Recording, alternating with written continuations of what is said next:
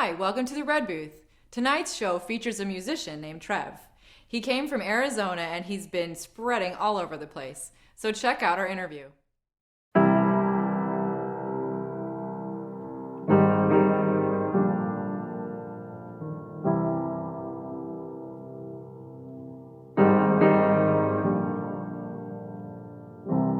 Hanging around downtown by myself, and I had so much time to sit and think about myself. And there she was, like double cherry pie. Yeah, there she was, like disco superfly. I smell sex and candy, yeah. Who's that lounging in my chair? Who's that casting devious stares in my direction? Your mama, this surely is a dream.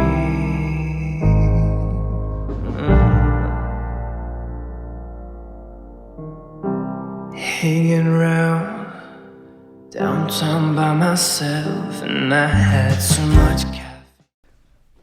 Wow, Trev, thanks so much for coming on the show. Thanks for having me.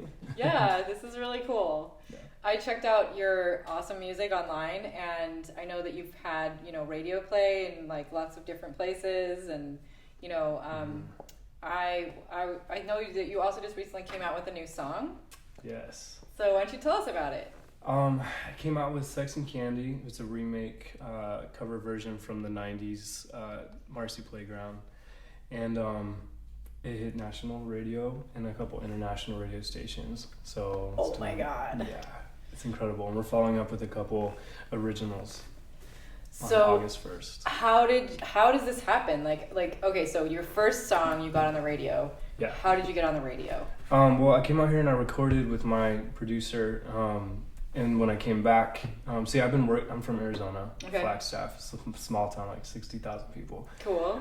So I've been working my fan base out there and doing shows. I had a band, getting known there. I got picked up by him, and when I came back with my album, my fans were like crazy, like Bieber crazy over it. And they called into the radio stations. I was like, play this, and they're like, fine, we'll give it a couple days, see how it does. And then and it became one of the most requested songs, spread from that local station to the next, all of Wow. northern Arizona, all of Phoenix, all of Arizona, New Mexico, a little bit of Texas. And I kind of rode that wave and moved out here to LA. Didn't know anyone, anything, nothing. Like completely naive, just small town, moved out here with that wave. But it's How long just ago was that? a year and a half. So January Wow. of 2013. You're still alive. Look at Yeah. this. It's amazing. No, I'm around good people. You My haven't been team's eaten incredible. or- No, we're good. No, I'm thriving. I've never been happier in my whole life. Like, I'm in my element. So, when you're doing what you dream, what you love, it's Totally. yeah, That's what it's all about. yeah, So it's like basically from fan base, fan momentum yeah, that got you on the radio. yeah. I try and be super personable with all my fans, and I even have like a little account I just started last month. I got the idea, which I've been doing it for years, but we just call it my Trev tribe. Cool. And so I try and take pictures with as many as I can after every show, every event, and That's cool. they can get a personal picture, and so they can have a location to go and find their picture. And I try and meet them and be like, what do you want to do when you grow up? Or like, oh, what do you do now?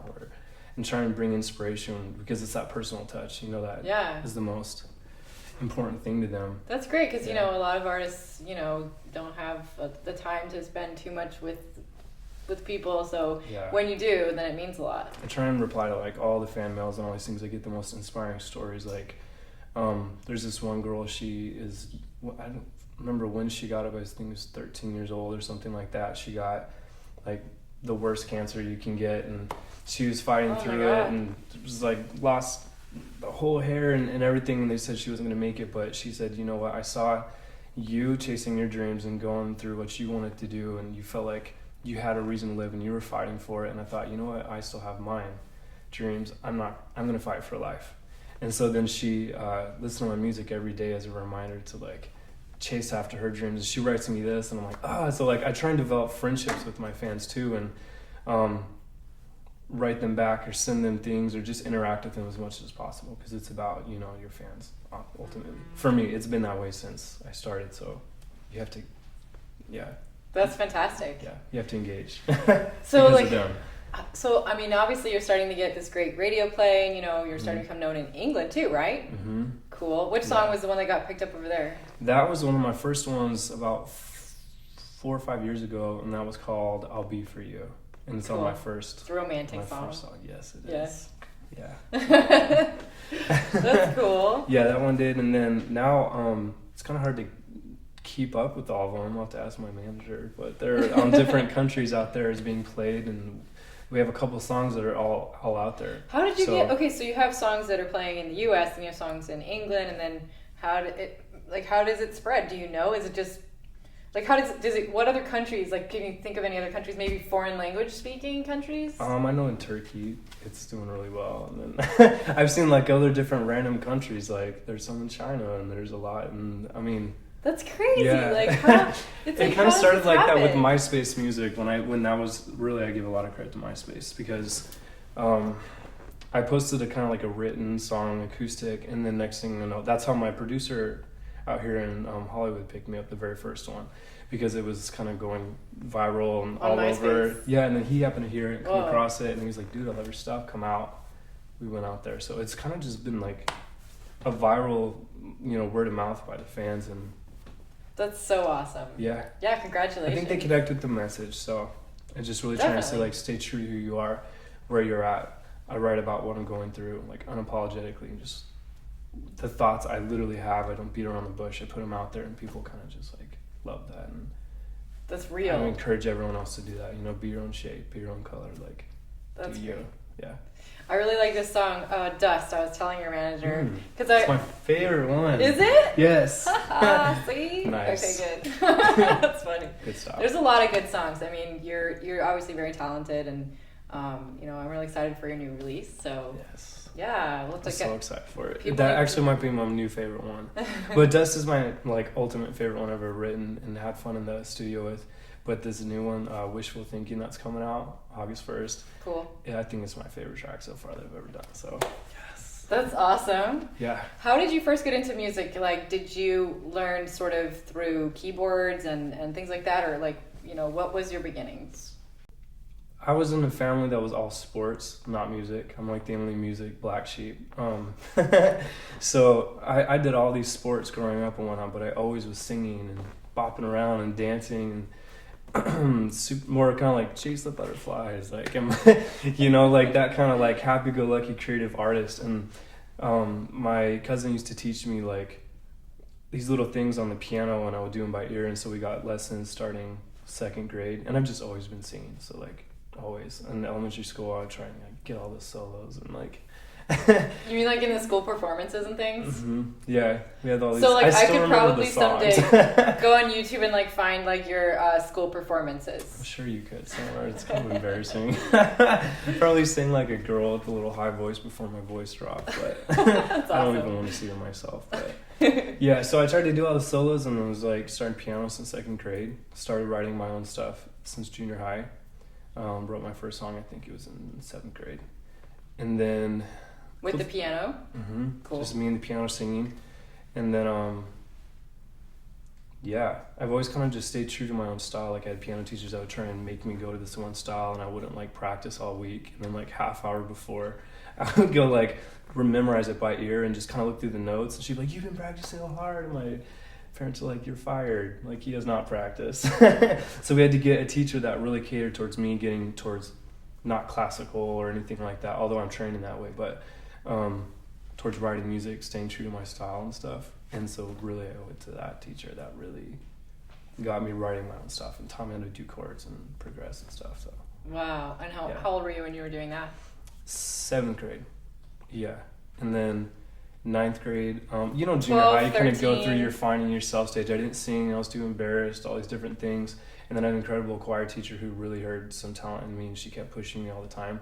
It's really that's when your voice is changing too, right? That's like basically that's like kind of rough time. That's why I was like, maybe this music thing's not. And then it's like not cool to be a singer, you know, in junior high. Where I'm from, like it was sports. So to be like a singer like wasn't cool, and I always had to oppose these, what, you know, this is what you're meant to do, this is what you should be doing, and I always had to oppose that and find myself in that. But she really pushed me. I made like all-state jazz choir. I was the only one outside of all of Arizona to make it outside of Phoenix, just the capital. Jazz, see? Yes. It's amazing because it's like that's a really tough thing to learn. I mean, to like, and at the same time, kind of like not super popular. No. Yeah. So, but the fact that I mean, that's really cool because you did it, and you did it even though like, whatever, it's not like what all the other kids are into, you know. Well, that's what taught me a lot of my foundation in singing and doing runs, and it's honestly, I appreciated it. It really sucked, like waking up 2 hours before school started for practice and stuff, but to be there, because I'm not a morning person like at all, but that discipline and having someone believe in you and push you, and like, because I almost was like, I can't do the jazz choir, I don't want to do it. She was like, no, we're practicing every day. We got on there, we made it, and that seems to make all the difference, right? I mean, someone that believes in you. Somebody that really believes in you. So that's why I try and really believe in everyone I encounter and like bring that out in them, because that's cool. Yeah. That's so awesome. That's, you know, I love doing that too with the show, and like finding people that I want to like, hey, you know, check these guys out, and you know, so it's all a reciprocal thing. Yeah. That's when things start really growing for you, is when you can generate your passion, your talent, stay true to you, and then use it to make a positive impact on those people around you, and let them inspire them to, you know, make their own dreams come true. So that's awesome. Yeah. Do you have any sort of shows coming up soon that you want to talk about? Yeah, October 3rd. Cool. So we're really excited about that. We're going to be having some incredible bands coming up and warming up, and my band is like insane. My new sound is so big. Before, I love it, but my song Hit the Radio was super poppy and bubblegum pop. This new stuff is so much bigger and live, and we have like full orchestra in there, live orchestra. Whoa, are you serious? Yeah. So that's I'm really gonna be about so it. fun. So we're gonna beat the band. We're gonna have some incredible things going, as well as you know, since this is hitting all the radios and stuff, I'm sure we're gonna be setting up like a tour, and I think we're discussing a West Coast tour, but it'll probably spread more and more. So well, cool. Like, we're rebranding everything because we're getting a new sound. New look. So, because I really want to be true to who I was, not be like, well, you need to do pop because that's what's in, or you need to do EDM because that's what's in. Like, I love that stuff, but we're trying to stay true to my sound, my look, my vision and stuff. And he really caught that. And so, with that, you know, awesome. We got our own record label going. We got our own team. Everything is independent, which is really cool, like Macklemore style, you know? Yeah, that's great. Yeah, so we're going for it that way. When you can control your own creative, you know, decisions and things like that. That's like where it's at for sure. That's the vision. And now for a quick commercial break. I really wanted to put a deck on my house. The floor was creaking and there were cracks in the wall. I had them put in walls in my basement. Well, the whole thing was done on time, on budget, and not a day of work was missed. Alpha Structural is a top-rate company. I'd recommend them to anybody. If you live in a hillside home and gravity is pulling you towards the edge of the cliff, I recommend you call Alpha. It was a real pleasure to work with Alpha. And we're back. What advice do you have for other people that are thinking of, you know, pursuing their musical goals? What I've learned is it's a balance between doing what you got to do to kind of get your foot in the door, but not selling yourself out. So, like for instance, I know I had some songs where I kind of brushed up on it. It's like they wanted to really take me more bubblegum pop and keep my vocals really straight and clean, and not, because I'm very soulful in my vocals and stuff. So we did real clean, very, you know, basic and stuff, but that's the song that got it on the radio, that got me out here. And it was still true to me. I'm very happy-go-lucky and fun like that too, you know, so I stayed true to myself, but it wasn't the ultimate goal yet, but it was the step towards that. The next thing would be just, you got to set like goals, and then I'm raised by two very type A business personality parents. So I have that like ingrained in me. Like it's always been like you see like level 2, level 3, but there's the steps to get there. Right. And goals without deadlines are just dreams. And so like my dad's always been taught me that, and he's very self-made, lived on his own since junior year of high school, paid rent, did his own thing. So it's like, work hard, you know what I mean? And hard work always pays off. Staying true to you. in an unapologetic way and make goals, make deadlines, and surround yourself with the right people. Like there's mother's words, birds of feather flock together. So I always try and surround myself around people that are more successful than me, more wealthy than me, more giving than me, more nicer than me, more whatever these things I want to be in, people that can inspire me to go to that next level. And then the people that are on your level keeping you accountable. And then it's important to have people that you pour into and inspire, like this, like, oh, what kind of advice can you get? So balance everything out, you know what I mean, as well as be driven, wake up and think, I have an opportunity of life today, stay positive. Like if you're getting nervous about something, like if I'm nervous for an interview or something, you're like, this isn't negative energy. It's not like, what if I mess up, what if this? It's like, I'm excited, so this is positive. So you have to switch your gear to think everything's positive. Every obstacle is an opportunity to move forward. So you have to stay positive, surround yourself with good people, make goals, deadlines, have a hard team work, and surround yourself with people that challenge you. Stay positive and just always generate stuff to make an impact on people. That's my thing, to revolutionize something, to like leave a footprint. Don't be cookie cutter. So that's a awesome. Mouthful, but that's a lot. That's really good. That's like, no, I mean it's true because yeah. it is really important if you have just whatever your dreams are. Like you were saying, that was a great quote. To have the actual steps like planned out. Yeah. And then if you do them, slowly but surely, if you keep going. Thank God for my parents. Yeah, good job, guys. Yeah, have their own family business, and they're like summers. Like we didn't get to have fun. Well, we would go on vacations and stuff like that, but when we're home, we weren't able to sleep in and do what we want. Like my dad had us like having our own businesses in junior high. Like we window washed, we painted addresses on curbs, we like had to work, and so that's really been instilled into me. Wow. It wouldn't have been natural otherwise, because I'm like easygoing and rather sleep and just daydream. Take note, children, my kids out there. Yes. Ultimately, mama knows best. Yeah. That's cool. So you first you obviously came from Arizona, mm-hmm. and that's where your major fan base is now. Yeah. And what other areas is your song like in the U.S. like starting to get to? Do you know? Oh man. It's kind of just sporadically like happening. Like I know there's ones in Florida, and I know there's stuff starting to happen in California, New Mexico. Cool. I think it was Georgia. Yeah, and when they pick up your song, like how do you find out? Does the press does your publicist like mm-hmm. tell you, or did the publicist like send it to the station, or? It's multiple things like that. Like sometimes, like you said, it's viral, like what happens mm-hmm. in there. It's becoming a most requested songs demand on the other stations. Like, well, we gotta play it because more listeners are going there. If right. not, so the mixture between that. Also, your publicist is shopping out to all of her connections. They're loving it. They're like, we'd love to play this, or bloggers or big people, in the industry as well. And then also, my manager has multiple tricks up his sleeve. It's the best. Like so. What? I don't know. It'll just be like, oh, so and so just got picked up on a station, and it hits like 20 different countries. I'm like, what? So, and I'm bad with names, like names, places. Good with faces, but like names, places, times, like I forget. So I'm apologize. I can't be like, oh, this, and this in this state. But no, that's cool though. I mean, that's yeah. really impressive. Even just the ones you've already said so far. Yeah, trying. So it's like getting onto the radio, and then it just gets bigger and bigger, and yeah. It's just such an interesting thing because there's so many musicians that are out there and they're doing like touring, sort of like their local gigs, mm-hmm. and doing stuff like that. But then to get their song on the radio it's huge. It's so hard. Yeah, it's not easy. Yeah. I think that's the awesome thing about Sex and Candy is half of the radio's issue is they don't know if it's going to be a hit song. And so they can't just throw all these songs on there. So Sex and Candy was such an incredible song in the 90s. This is my first song I've ever done. Is it mine or an original? So that was kind of like a leap of faith. Yeah. And you hope you can top it. I mean, it was a huge song, but not top it, but measure up to what the impact that they had. So it's cool because that's opened up a lot of doors because they already know it's a hit song. So half the battle's done.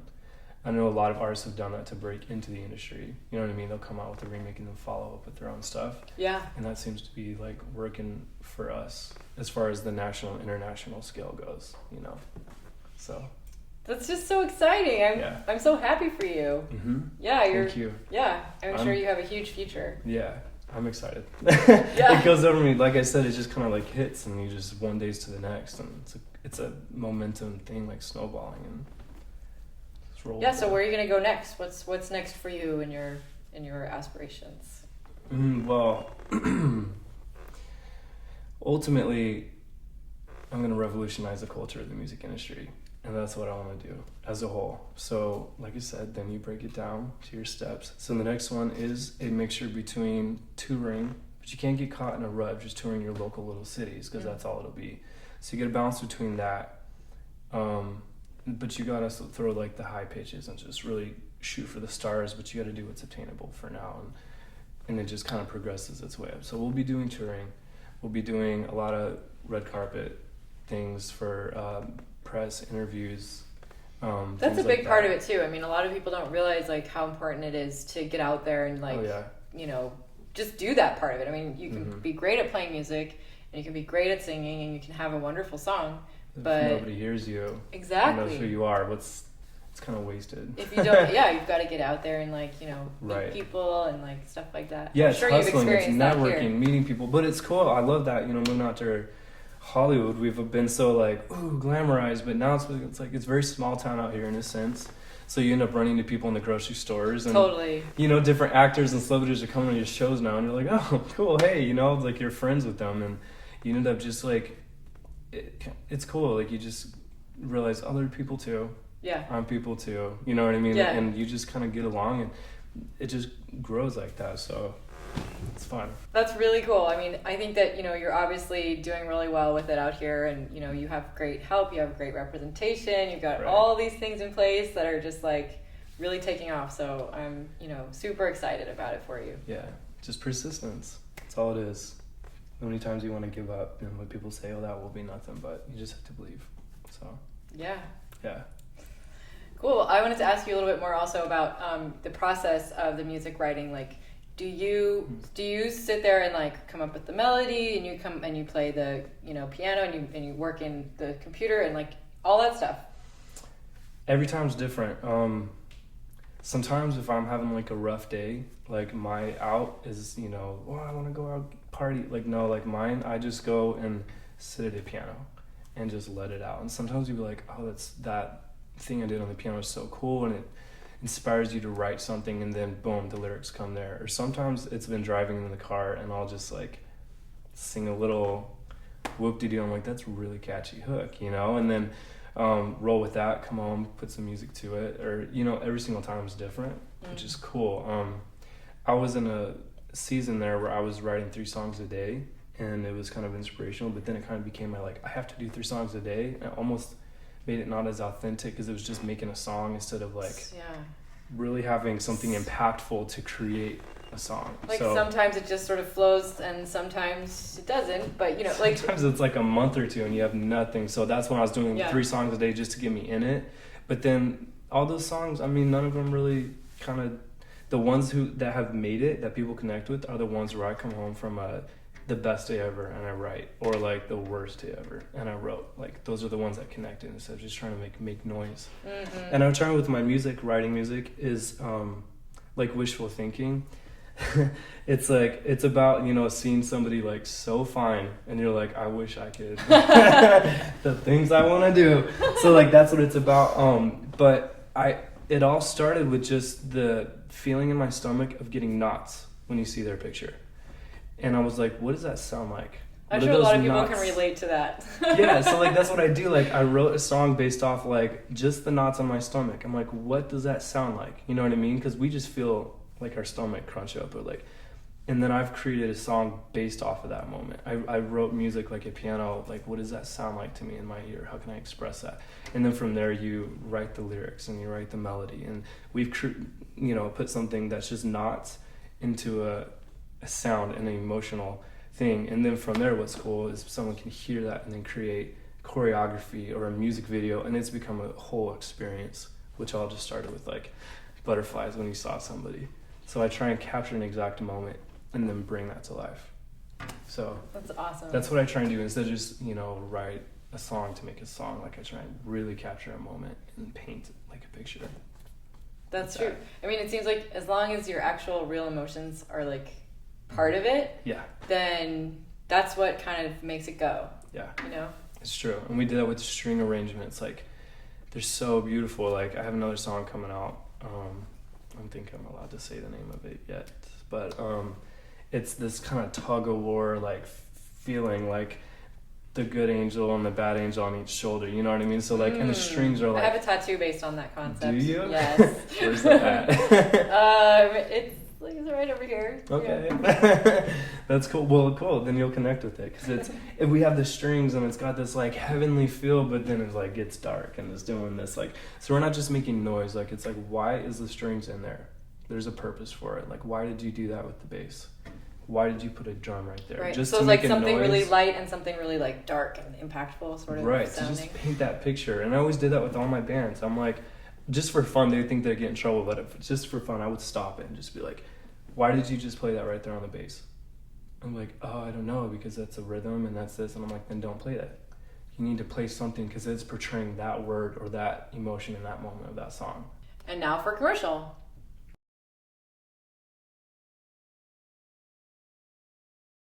All motorcycle lovers out there, Glendale Harley-Davidson is where dreams and machines come together with the best stock of Harleys in Los Angeles.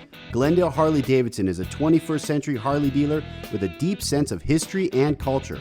From our vintage motorcycle museum and amazing staff to our new model lineup, come be a part of American history.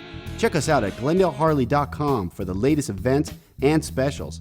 Glendale Harley, home of the Love Ride, the largest one-day motorcycle charity event in the world. And we're back. Why don't you tell everybody where they can find you? Okay, Instagram and Twitter is at Trev_music, TREV_music, and Facebook and YouTube is facebook.com or youtube.com/official Trev music. Awesome. So the name of your band is your name, basically. It's just solo artist. It's Trev, yeah. Trev. Cool. Yeah. The songs before were formerly known as Trevor Forsman. Okay. But that's a mouthful. It's easier, right? Yeah, it's easier. And it goes with my theme of wanting to be like personable with my fans. My friends and family call me Trev, so I want my fans and I want people to know me as Trev. Thanks for watching musician Trev on The Red Booth.